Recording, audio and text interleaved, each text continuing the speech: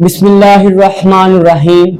अल्लाह ताला ने कुरान पाक में फरमाया, बेशक नमाज बेहयाई और बुरे कामों से रोकती है।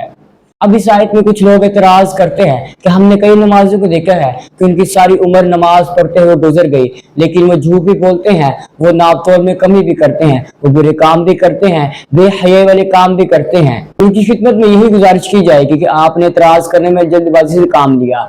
अगर आप गौर फिक्र से काम लेते तो आपको पता चलता, आपको मालूम होता कि अल्लाह ताला ने नमाज पढ़ने को हुक्म नहीं दिया बल्कि नमाज कायम करने को हुक्म दिया है। यानी इससे मुराद ये है कि नमाज को उसके ज़ाहरी और बातिनी हकूक से अदा करो। नमाज के ज़ाहरी हकूक ये है कि हम सुन्नत नबी सल्लल्लाहु अलैहि वसल्लम के मुताबिक नमाज के तमाम अरकान को बजा लाएं, और बातिनी हकूक से मुराद ये है कि हम नमाज को आज़ी इंकसारी के साथ अदा करें। हुज़ूर नबी करीम सल्लल्लाहु अलैहि वसल्लम ने इरशाद फरमाया कि जब तुम इबादत करो तो गोया इस तरह इबादत करो जैसे तुम अपने रब को देख रहे हो।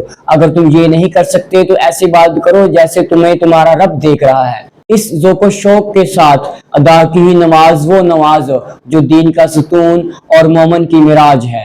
यही वो नमाज है जो गुनाहों से रोकती है और बेहयाई और बुरे कामों से रोकती नहीं बल्कि उनसे मुतनफ़्फ़र कर देती है।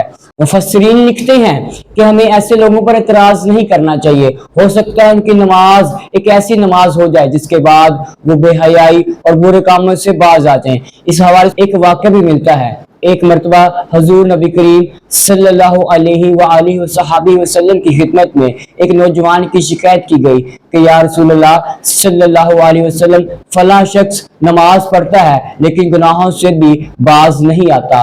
तो हुज़ूर नबी करीम सल्लल्लाहु अलैहि वसल्लम ने इरशाद फरमाया, ये नमाज एक ना एक दिन इसे तमाम बुरे कामों से, तमाम गुनाहों से रोक देगी।